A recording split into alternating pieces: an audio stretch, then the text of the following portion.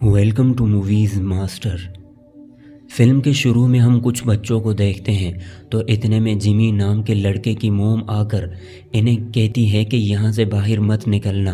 तो इतने में बहुत सारे ज़ोंबीज़ इन लोगों पर हमला कर देते हैं। तो जिमी जैसे तैसे करके अपनी जान बचाकर बाहर निकलता है और भागता हुआ चर्च में अपने डैड के पास आ जाता है और उसे कहता है कि सब लोग मर गए हैं। तो उसके डैड उसे कहते हैं कि वो लोग मरे नहीं हैं, आज़ाद हो चुके हैं। और फिर वो जिमी को अपना लॉकेट देकर उसे छुपा देता है और फिर बहुत सारे ज़ोंबीज़ जिमी के डैड पर हमला कर देते हैं और जिमी छुपकर सब कुछ देख रहा होता है।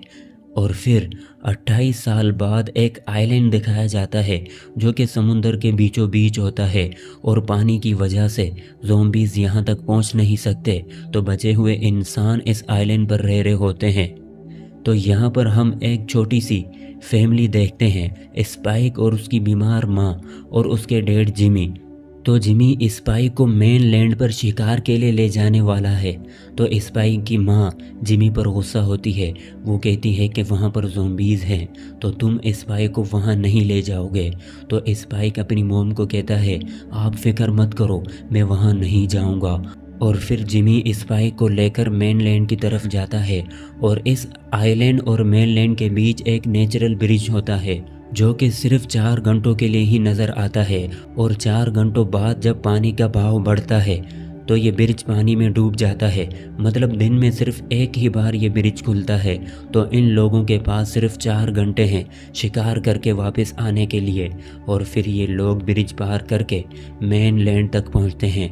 तो यहाँ पर स्पाइक कहता है कि यहाँ पर शायद और लोग भी जिंदा बचे हों। तो जिमी कहता है हमें उनसे दूर रहना है। और फिर इसके बाद जिमी स्पाइक को एक पुराने घर में ले आता है और उसे कहता है कि हम जब भी यहाँ पर आते हैं तो हमें यहाँ से काम की चीज़ें ढूंढनी होती है, जो भी काम की चीज़ नज़र आए उसे उठा लो। तो इतने में इन लोगों को एक आदमी उल्टा लटका हुआ नज़र आता है जो कि चिल्ला रहा होता है। तो जिमी कहता है इन्फेक्टेड होने की वजह से शायद इसके लोगों ने इसे यहाँ पर बांध दिया है। तो जिमी स्पाइक को कहता है इस पर निशाना लगाओ और उसे मार दो। लेकिन स्पाइक उसको मार नहीं पाता क्योंकि उसने पहले कभी भी किसी इंसान को मारा नहीं होता। तो इतने में उस आदमी के हाथ खुल जाते हैं और वो इन पर हमला करने ही वाला होता है। तो स्पाइक उसे मार देता है। तो इस बात पर जिमी स्पाइक को शाबाशी देता है। और यहाँ दूसरी तरफ आइलैंड पर हम देखते हैं कि ये लोग अपने बच्चों को शिकार करना सिखा रहे होते हैं ताकि ये बच्चे ज़ोंबीज़ का मुकाबला कर सकें। और स्पाइक की माँ एस्ला की भी नींद खुल जाती है लेकिन वो अपने कमरे में ही रहती है, अपने कमरे से कभी भी बाहर नहीं निकलती क्योंकि उसकी दिमागी हालत ठीक नहीं होती। और यहाँ पर इन लोगों को जंगल में बहुत सारे जानवर बुरी तरह से मरे हुए मिलते हैं। तो यहाँ पर स्पाइक देखता है कि एक पेड़ पर किसी जानवर का सर उल्टा लटका हुआ है और साथ ही साथ उसकी पसलियाँ भी हैं।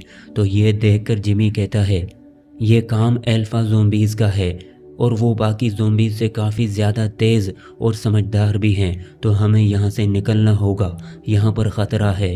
तो इतने में अल्फा ज़ोंबीज़ इन लोगों को देख लेते हैं और इन लोगों के पीछे पड़ जाते हैं। और स्पाइक डर के मारे उन पर निशाना ठीक से नहीं लगा पाता। तो जिमी अकेले ही उन ज़ोंबीज़ का मुकाबला करने लगता है लेकिन ज़ोंबीज़ बहुत ज़्यादा होते हैं।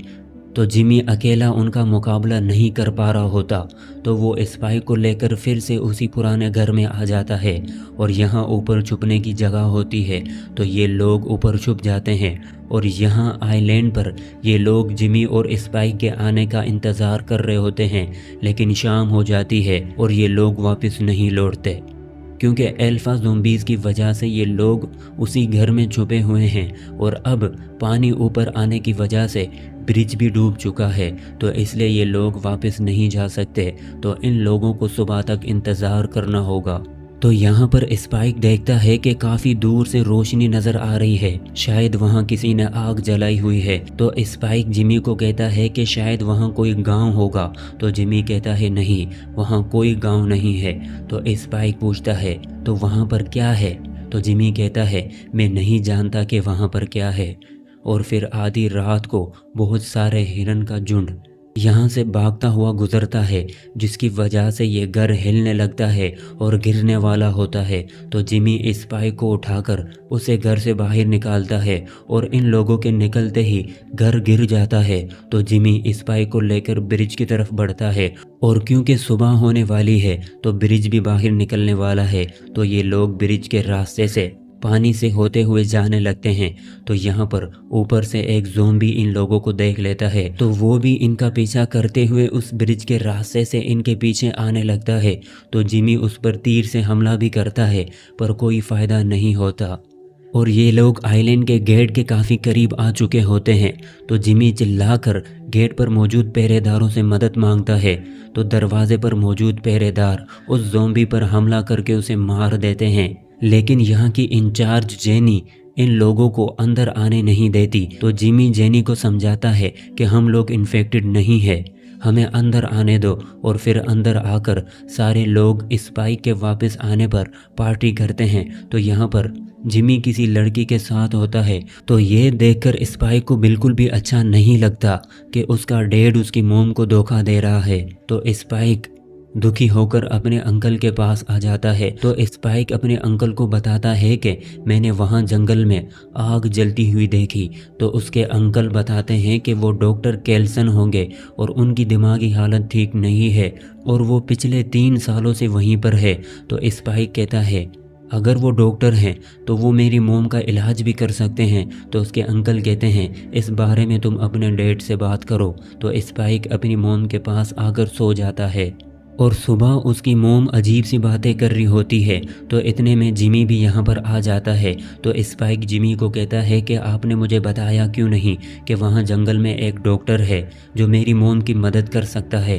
तो जिमी कहता है कि वो डॉक्टर था, लेकिन अब वो पागल हो चुका है, क्योंकि 3 साल पहले जब अंकल कोल्सन अपने साथियों के साथ जंगल में गए थे तभी उन्होंने उसे देखा था और उस डॉक्टर ने बहुत सारे लोगों की लाशें जमा की हुई थी और उन सबको एक एक करके जला रहा था।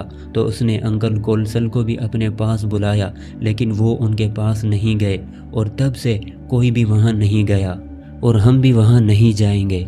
तो स्पाइक जिमी को कहता है कि मेरी मोम मर रही है और आपको उनकी कोई भी परवाह नहीं, और तभी तो आप दूसरी लड़कियों के साथ घूम रहे हैं। तो इस बात पर जिमी को गुस्सा आ जाता है और वो स्पाइक को थप्पड़ मार देता है। तो स्पाइक रोते हुए अपनी मोम के पास आ जाता है। तो जिमी भी उसके पीछे आता है, लेकिन स्पाइक रोते हुए जिमी को धक्का देकर अपनी मोम से दूर करता है और उसे चाकू दिखाकर उसे कहता है कि मेरी मोम से दूर रहना। तो जिमी यहाँ से चला जाता है और फिर इसके बाद स्पाइक फैसला करता है कि वो खुद ही अपनी मोम को उस डॉक्टर के पास ले जाएगा। तो एक दिन स्पाइक गेट पर खड़े पहरेदारों को चकमा देकर अपनी मोम को बाहर ले आता है और उसे मेन लैंड पर ले आता है। तो उसकी मोम उसे कहती है यहाँ आना तो मना है और यहाँ पर ख़तरा है, तो हमें वापस घर चलना चाहिए। तो स्पाइक कहता है नहीं, मैं आपको डॉक्टर के पास ले जा रहा हूँ जो आपको ठीक कर सकते हैं। तो स्पाइक की मोम मान जाती है और फिर ये लोग आगे बढ़ते हैं और दूसरी तरफ कुछ सोल्जर्स दिखाए जाते हैं जो कि ज़ोंबीज़ से जान बचाकर भाग रहे होते हैं, पर ज़ोंबीज़ उन पर हमला करके सबको मार देते हैं और उनमें से सिर्फ एक ही सोल्जर अपनी जान बचाकर यहाँ से भाग पाता है। और यहाँ स्पाइक की मोम उसको अपने पुराने किस्से सुना रही होती है। तो अचानक उनके पीछे एक ज़ोंबी आ जाता है। तो स्पाइक उसे मार देता है और फिर बहुत सारे ज़ोंबीज़ इनके पीछे पड़ जाते हैं। तो ये लोग भागते हुए एक पुराने गैस स्टेशन के अंदर आ जाते हैं, लेकिन यहाँ पर चारों तरफ गैस फैली होती है और सामने दरवाजे पर ज़ोंबीज़ होते हैं। तो ये लोग यहाँ से निकल नहीं पाते। तो इतने में यहाँ पर वही एरिक नाम का सोल्जर आ जाता है और इनकी जान बचा लेता है। और फिर एरिक कहता है कि हमें यहाँ से निकलना होगा, क्या पता और भी ज़ोंबीज़ यहाँ पर आ रहे हों। लेकिन गैस की वजह से स्पाइक की मोम की हालत काफ़ी ख़राब हो जाती है और वो चल नहीं पाती। तो एरिक उसे अपने कंधों पर उठा लेता है और फिर ये लोग आगे बढ़ने लगते हैं। और फिर काफ़ी देर चलने के बाद ये लोग एक ट्रेन के अंदर आते हैं जहाँ पर एक प्रेग्नेंट ज़ोंबी बच्चे को डिलीवर करने की कोशिश कर रही होती है। तो उसकी हालत देखकर स्पाइक की मोम उसकी मदद करती है और बच्चा डिलीवर हो जाता है, लेकिन बच्चा बिल्कुल भी इन्फेक्टेड नहीं होता। तो इतने में एरिक गन निकाल कर इन दोनों माँ बच्चे को मारना चाहता है। तो स्पाइक की मोम उसे रोकती है। वो उसे कहती है कि ऐसा मत करो, ये बच्चा बिल्कुल भी इन्फेक्टेड नहीं है। तो इतने में उस बच्चे की माँ इन पर हमला करने की कोशिश करती है, तो एरिक उसे शूट करके मार देता है और फिर एरिक बच्चे को भी मारना चाहता है। तो इतने में पीछे से एक एल्फा ज़ोंबी एरिक को पकड़कर उसे मार देता है और फिर इन दोनों के पीछे पड़ जाता है। तो स्पाइक अपनी मोम और उस बच्चे को लेकर ट्रेन से बाहर निकलता है और यहाँ से भागने लगता है और वो ज़ोंबी भी इनके पीछे होता है और वो स्पाइक पर हमला करने ही वाला होता है। तो इतने में यहाँ पर डॉक्टर केल्सन आ जाते हैं और उस ज़ोंबी को इंजेक्शन के ज़रिए बेहोश कर देते हैं। तो स्पाइक डॉक्टर को कहता है कि हम लोग आपके ही पास आ रहे थे। तो डॉक्टर इन लोगों को अपने ठिकाने पर ले आता है, जहाँ पर उसने मरे हुए लोगों की हड्डियों से बड़े बड़े मीनार बनाए होते हैं और उन सब की खोपड़ियों से एक बहुत बड़ा मीनार बनाया होता है। और ये सब कुछ डॉक्टर इन मरे हुए इंसानों की याद में कर रहा होता है। और वो एरिक की भी बॉडी जलाकर उसकी खोपड़ी ले आता है और उसे स्पाइक को देता है और उसे कहता है कि तुम इसके लिए इसके लायक जगह ढूंढकर इसे वहाँ रख दो। तो स्पाइक उसे उन बाकी खोपड़ियों के बीच में रख देता है। तो यहाँ पर हमें पता चलता है कि डॉक्टर मरे हुए लोगों की बॉडीज़ जलाकर उनकी हड्डियों को यूं जमा करके उन्हें रिस्पेक्ट दे रहा होता है। और फिर स्पाइक डॉक्टर को कहता है कि मैं यहाँ पर अपनी मोम के इलाज के लिए आया हूँ। तो डॉक्टर उसकी मोम की जांच करके बताता है कि उसे कैंसर है। तो स्पाइक उदास होकर रोते हुए डॉक्टर को कहता है कि मैं अपनी मोम के इलाज के लिए सारी ज़रूरी चीज़ें ले आऊँगा, आप बस मेरी मोम को ठीक कर दें। तो डॉक्टर स्पाइक को समझाता है कि यह बीमारी लास्ट स्टेज पर है, तो अब उसका इलाज नहीं हो सकता। तो स्पाइक रोते हुए डॉक्टर को कहता है कि हम इतना बड़ा सफ़र तय करके यहाँ पर इसलिए आए हैं कि आप मेरी मोम का इलाज करें। तो स्पाइक की मोम स्पाइक को गले लगाकर उसे समझाती है, उसे कहती है कि मुझे इस बात का अंदाज़ा था। और फिर डॉक्टर स्पाइक की मोम के कहने पर स्पाइक को बेहोश करके उसकी मोम को उससे दूर ले जाकर उसको एक आसान मौत देकर उसे मार देता है।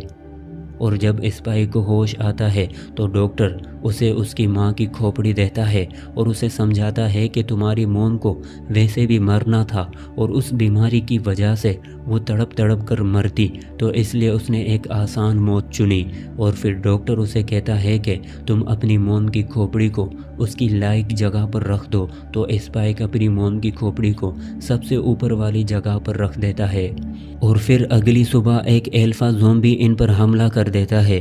तो ये लोग छुप जाते हैं और वो ज़ोंबी डॉक्टर को पकड़ लेता है। तो स्पाइक इंजेक्शन से ज़ोंबी को बेहोश कर देता है और डॉक्टर की जान बच जाती है। और फिर डॉक्टर स्पाइक को कहता है कि हम इस बच्चे की यहाँ पर देखभाल नहीं कर सकते, इसके लिए दूध वगैरह का इंतज़ाम नहीं कर सकते, ये यहाँ पर मर जाएगा, तो तुम इसको घर ले जाओ। और फिर स्पाइक बच्चे को ले जाकर उसे एक लेटर के साथ आइलैंड के गेट पर छोड़कर चला जाता है। और सुबह जेनी उस बच्चे को आकर उठा लेती है और उसे जिमी के पास ले आती है। और उस लेटर में स्पाइक कहता है कि ये बच्चा उन ज़ोंबीज़ का है पर ये इन्फेक्टेड नहीं है, तो आप लोग इस बच्चे को बहुत प्यार देना। और हमने डॉक्टर को भी ढूंढ लिया है और अब मैं यहाँ से बहुत दूर जाना चाहता हूँ और जब मुझे वापस आना होगा तो मैं खुद आ जाऊँगा, तो मुझे ढूंढने की कोई भी ज़रूरत नहीं। तो जिमी दर्द के मारे चीखता चिल्लाता हुआ गेट से बाहर आता है अपने बेटे को देखने के लिए, पर यहाँ पर कोई भी नहीं होता।